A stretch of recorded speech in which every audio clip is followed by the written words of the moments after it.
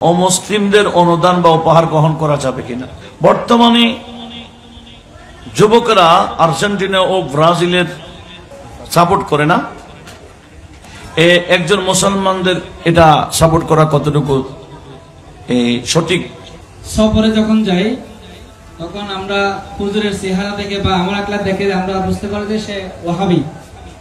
এখন ওয়াহাবের পিছনে নামাজ হবে কিনা অথবা জুমার নামাজ, এখন যদি ওয়াহাবের পিছনে যদি নামাজ না হয়, মক্কা মদিনায় গিয়ে আমরা জানি যে মক্কার মধ্যে অধিকাংশই মসজিদ ইমাম কতগুলো ওয়াহাবি, অথবা সেটা আমি সফরের বেলায় বলি এখন যদি ওয়াহাবের পিছনে নামাজ না হয় তাহলে আমরা জুমার পরিবর্তে কি করব? কি ওনাদের পিছে জুমার নামাজ আদায় করব নাকি ওয়াক্তিয়া নামাজ পড়ব? প্রবাসী ছেলেদের সাথে মোবাইলে কোনো মেয়ের সাথে আদ্য শরীয়তের ফয়সালা কি?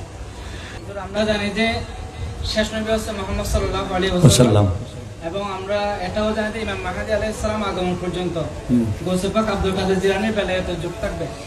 এখন যদি কেউ যদি বলে যে গৌসে পাক আব্দুল কাদের জিলানীর বেলায়েতে যুগ শেষ, অনেকজন আল্লাহর ওলির বেলায়েতে যুগ চলতেছে।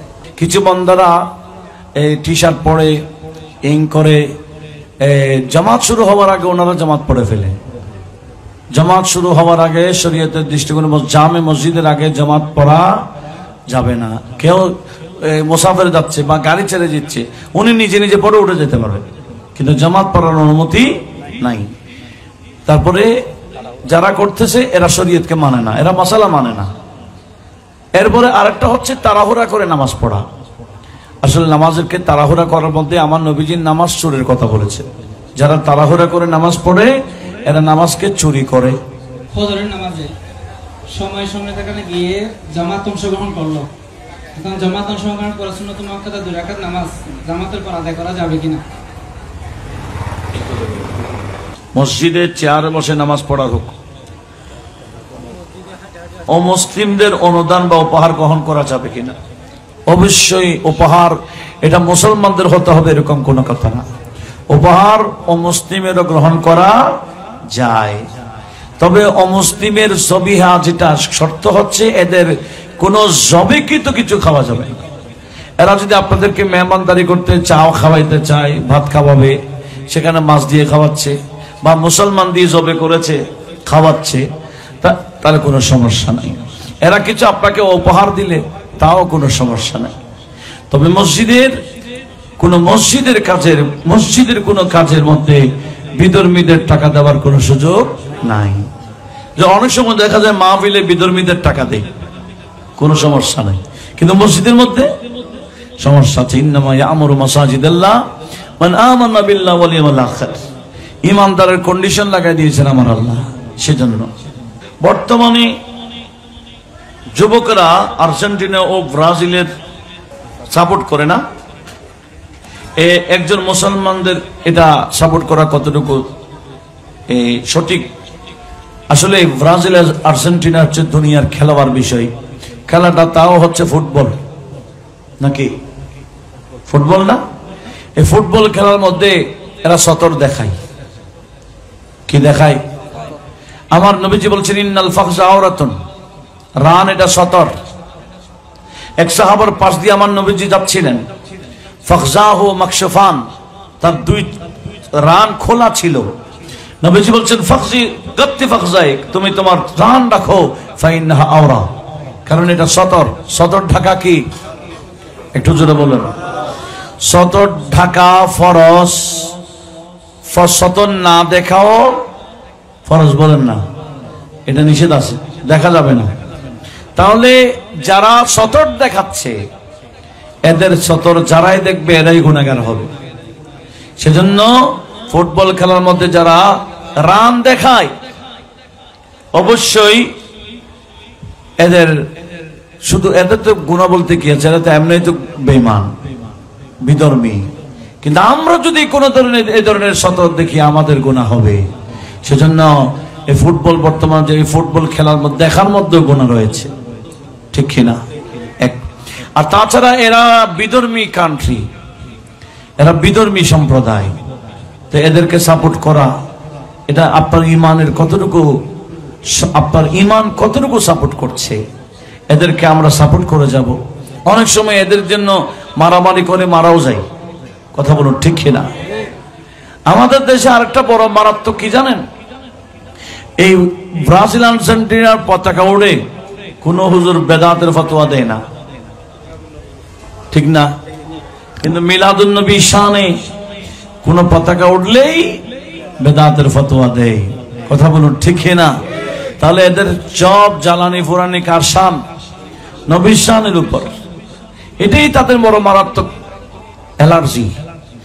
আর আহলে সুন্নাহ ওয়াল জামাত এবং নবীর প্রেমিক যারা আছে, এরকম নবীর শানে পতাকা দেখলেই এদের অন্তর জুড়াইয়া যায়। কথা বলুন ঠিক না?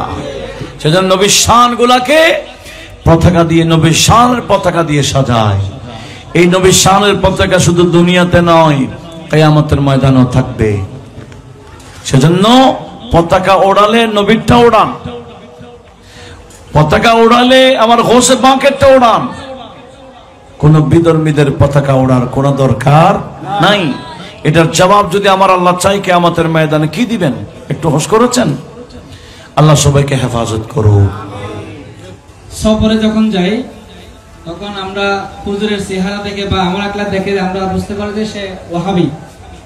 এখন ওয়াহাবের পিছনে নামাজ হবে কিনা, অথবা জুমার নামাজ। এখন যদি ওয়াহাবের পিছনে যদি নামাজ না হয়, মক্কা মদিনায় গিয়ে আমরা জানি যে মক্কার মধ্যে অধিকাংশই মসজিদ ইমাম কুতুবুল ওয়াহাবি, অথবা সেটা আমি সফরের বেলায় বলি। এখন যদি ওয়াহাবের পিছনে নামাজ না হয়, তাহলে আমরা জুমার পরিবর্তে কি করব? কি ওনাদের পিছে জুমার নামাজ আদায় করব নাকি ওয়াক্তিয়া নামাজ পড়বো? না, মক্কা মদিনার ইমাম যে ওয়াহাবি, এটা আমার ইয়াকিন কতটুকু? এদের কোনো লেখনী আছে কিনা, এদের কোনো বক্তব্য আছে কিনা? কারণ তারা মাযহাব মানে, আর বাস্তব ওয়াহাবি যারা, এরা মাযহাব মানে না। এই লামাযহাবিদেরকে আসলে ওয়াহাবি বলা হয়, মূল ওয়াহাবি। সেখানে দুই ভাগ হয়ে গেছে, কতগুলো লামাযহাবি আর কতগুলো দেওবন্দি হয়েছে। ওখানকার যেগুলা এরা মাযহাবি, এরা মাযহাব মানে, এবং এটা ওনাদের মাযহাবি বিষয়, এটা হচ্ছে ওনাদের মাযহাবি বিষয়। একজন বান্দার ব্যাপারে আমার যদি ইয়াকিন না হয়, ওনার আকীদা খারাপ। যতক্ষণ পর্যন্ত ইয়াকিন হবে না ওনার আকীদা খারাপ, তাহলে ওনার পিছনে একটা করার মধ্যে সমস্যা নাই। আর যার ব্যাপারে আমি জানিনি এনার আকীদা খারাপ, তাহলে ওনার পিছনে একটা করা সহি হবে না। হবে না তো হবে না। কেউ যদি জুমাতে গেছেন সফরে, জুমা পড়া লাগতেছে, পড়ে ফেলবেন, তবে একতাদা করবেন না। একতাদাই তো বিহাজাল ইমাম না করে, এটাকে বলা হয় তাসাব্বু বিল মুসাল্লি, অর্থাৎ মুসল্লিরা যেরকম করে আপনি সেরকম করবেন। এটা জামাতের সম্মানার্থে। পরবর্তীতে আপনি জোহরের নামাজটা পড়ে দিবেন। মুসাফির অবস্থায় জোহরের নামাজ তো 4 রাকাত পড়তে হবে না, 2 রাকাত পড়লে হয়ে যাবে। সফর অবস্থায় জুমার পড়ার পরে কি পড়ে দিবেন? জোহরের নামাজ 2 রাকাত, ফরজটা পড়ে দিবেন কসর। প্রবাসী ছেলেদের সাথে মোবাইলে কোনো মেয়ের সাথে আগ্দ শরীয়তের ফয়সালা কি? হ্যাঁ, আকদের ব্যাপারে মোবাইল, এটা বিভিন্ন কি থাকতে পারে, সমস্যা থাকতে পারে এই মিডিয়ার মাধ্যমে, আকাশ মিডিয়ার মাধ্যমে। সেজন্য আধুনিক মাসআলা যেটা, এটা এঙ্গেজের মতো হতে পারে, সরাসরি আকদ হবে না। মোবাইলের মাধ্যমে যদি ছেলে বিদেশে, মেয়ে কোথায় দেশে, ভিডিও কলে কি হচ্ছে? আকদ হচ্ছে। এটা শরীয়ত দৃষ্টিকোণে সম্পূর্ণ আকদ হবে না। বস একটা হলো, এটা আকদে উরফি হইবে।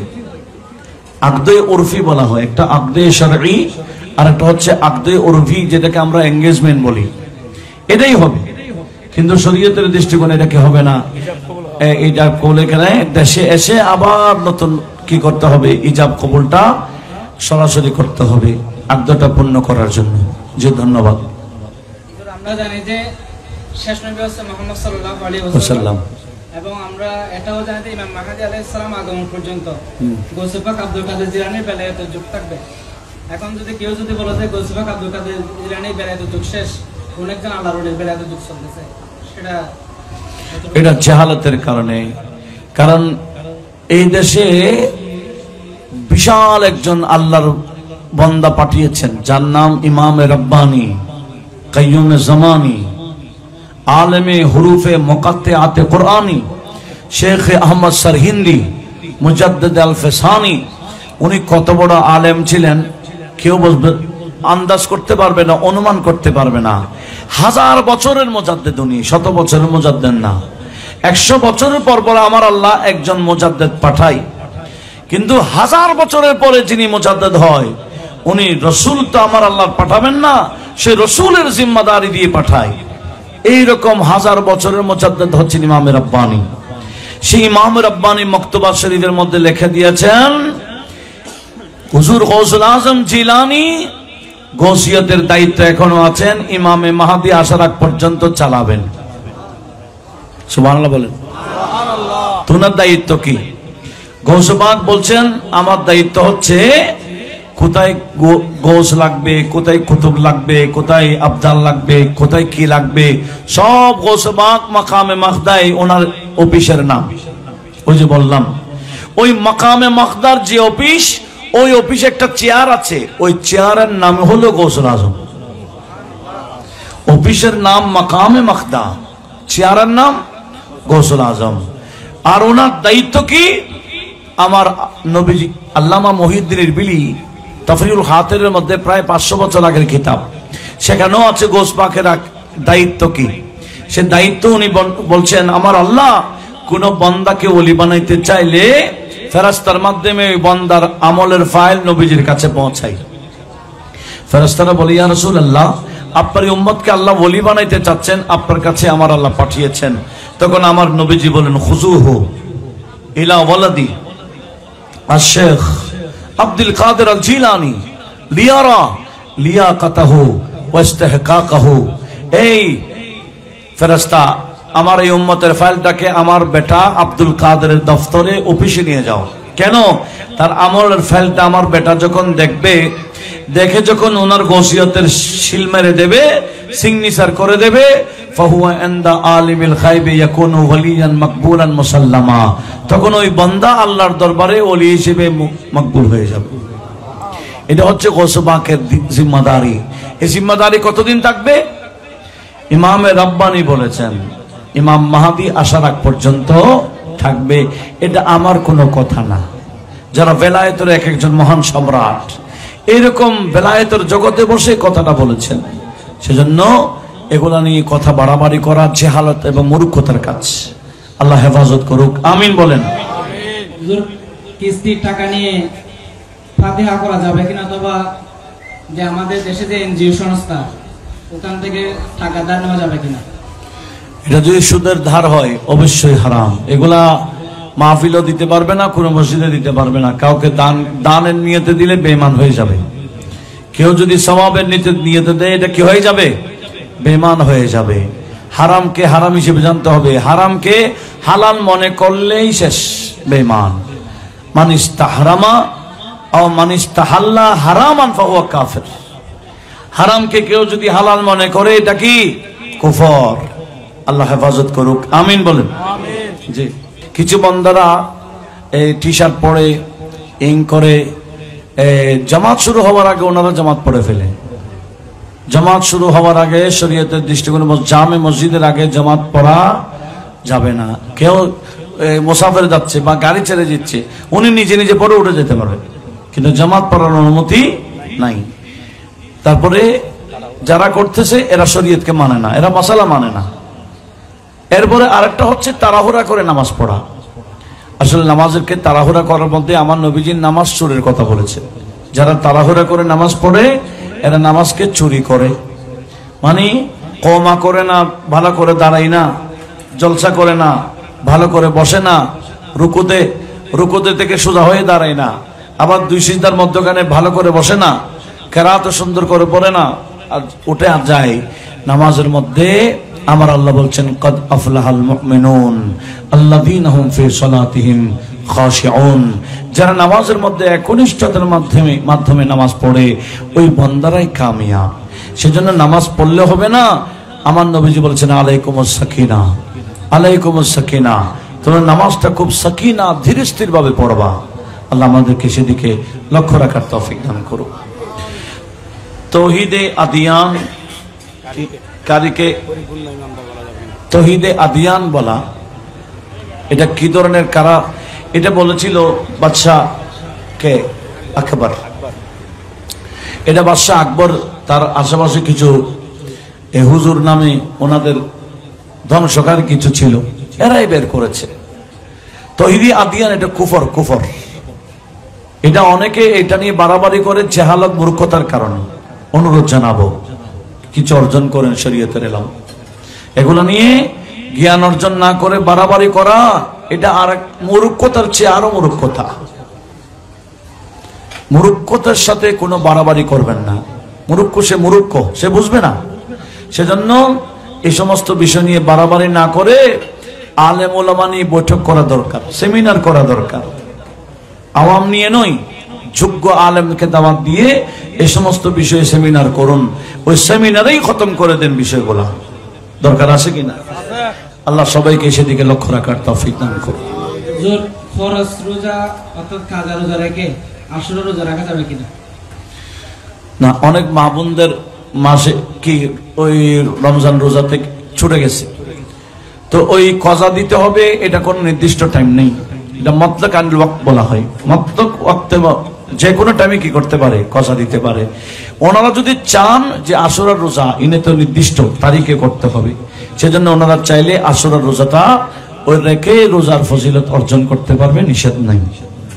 অনলাইনে বায়াত গ্রহণ করা অথবা অনলাইনে আগ্রহ হবে কিনা? আগ্রহটা আমি আগেই বলে ফেলছি। অনলাইনে বায়াতের বিষয়টা হচ্ছে আসলে এটা রুহানিয়তের বিষয়। এটা রুহানিয়তের বিষয়টা বায়াত হবে মুখে মুখে, হাতে হাত রেখে। হাতে হাত রেখে না পারলে, বেশি মানুষ হয়ে গেলে তখন কাপড়ের মাধ্যমে এটা কি জারি হয়। কোনো ধরনের কানেকশন ছাড়া অনলাইনে অনেক কিছু হয়, কিন্তু রুহানিয়ত হয় না। সেজন্য আমাদেরকে সেদিকেও লক্ষ্য রাখতে হবে। আল্লাহ সবাইকে হেফাজত করুক, আমিন। আজকের এই মাহফিলে যারা যেভাবে সম্পৃক্ত হয়েছেন, হ্যাঁ, জামাতের ফজরের নামাজে সময় কারণে গিয়ে জামাত অংশগ্রহণ করলো, এখন জামাত অংশগ্রহণ করে সুন্নাত মুআক্কাদা 2 রাকাত নামাজ জামাতের পর আদায় করা যাবে কিনা? একটা বিষয়, এটা নিয়ে ইমামে আজম এবং সাহাবায়ের ইখতিলাফ রয়েছে। সেটা হেদায়ের মধ্যে মাসালাটা আসছে। এমনকি আল্লামা মুফতি আমিনুল ইহসান ওনার ফিকহ ওয়াস সুন্নাহ ওয়াল আসারের মধ্যে নোট করেছেন। একটা হচ্ছে ফজরের নামাজ শুরু হয়েছে, আপনি দেখতেছেন সুন্নত পর আপনি জামাত পাবেন, তখন আপনি সুন্নতটা পড়ে জামাতে যাবেন। আর আপনি দেখতে পাচ্ছেন আপনি সুন্নত পড়তে গেলে জামাত শেষ, তাহলে আপনি জামাতে শরীক হয়ে যাবেন। এমনকি সূর্য ওঠা পর্যন্ত কোনো নামাজ পড়বেন না। সূর্য ওঠা গেলে জামাত এই সুন্নত যেটা কজা হয়ে গেছে এটা সুন্নতটা পড়া যাবে। সুন্নতের কোনো কজা নাই, তবে ফজরের সুন্নতের 2 রাকাতের সুন্নতের কজা রেখেছেন। কেন? কারণ আমার নবীজি বলছেন রাকাতা আল ফজর, ফজরের 2 রাকাত সুন্নাত খায়রুম মিনাদ দুনিয়া মা ফিহা, দুনিয়া এবং দুনিয়াতে যা আছে সবচেয়ে উত্তম হচ্ছে ফজরের 2 রাকাত নামাজ। সেজন্য আব্দুল্লাহ ইবনে ওমর এবং আব্বাস রাদিয়াল্লাহু তাআলা দুইজন এই ফজরের নামাজে গেছেন, দেখতেছেন ইমাম নামাজ পড়াচ্ছে, এগুলো ফিকহ সুন্নাতে আছে। কি তখন একজন কি করলেন, নামাজ অ্যাটেন্ড করে ফেললেন, আরেকজন কি করলেন, সুন্নাত পড়ে জামাতে গেছেন। তো যিনি জামাতে অ্যাটেন্ড হয়েছে সুন্নাত পড়েন নাই, উনিও সূর্য ওঠার পরে সুন্নাতটা পড়েছেন। সেজন্য এটাই ফয়সালা যে সুন্নতের কজা নাই, তবে ফজরের 2 রাকাত সুন্নত সূর্য ঢলে যাওয়ার আগ পর্যন্ত পড়া যাবে। আল্লাহ আমাদের সবাইকে এই শরীয়তে মুহাম্মাদিকে যথাযথ মেনে নেওয়ার তৌফিক দান করুন। মসজিদে চেয়ারে বসে নামাজ পড়া হোক, মসজিদে নামাজ পড়ার চেয়ারে একটা বিষয় মনে রাখবেন, আমার নবীজি প্র্যাকটিক্যাল শিখাইছেন। নবীজি 17 দিন অসুস্থ ছিলেন, 17 দিন বসে বসে নামাজ পড়েছেন। নবীজির জামানায় চেয়ার ছিল না, একটু কথা বলেন, খাট ছিল না, ছিল। নবীজি খাটে বা চেয়ারে বসে নামাজ পড়েন নাই, আমার নবীজি নামাজ পড়েছেন জমিনে বসে। সেজন্য কেউ যদি দাঁড়াইতে না পারে তখন ওনার উচিত বসে পড়বে। তো বসাটা কোথায় বসবে? জমিনে। জমিনে বসেই নামাজ পড়তে হবে। কেউ যদি জমিনে বসতে অপারক, তখন তার জন্য চেয়ারে বসার অনুমতি আছে। তা আপনি জমিনে অপারক কিনা যার জন্য নামাজ পড়তেছেন উনি জানে না? কথা বলেন, উনি কে? আল্লাহ। আপনি কি জমিনে বসতে পারেন কি পারেন না এটা তো আল্লাহ জানেন। সেজন্য সেদিকে লক্ষ্য রাখিয়েন। চেয়ারে বসে যেমন তেমন পড়লে হবে না, অপারক হলে হবে।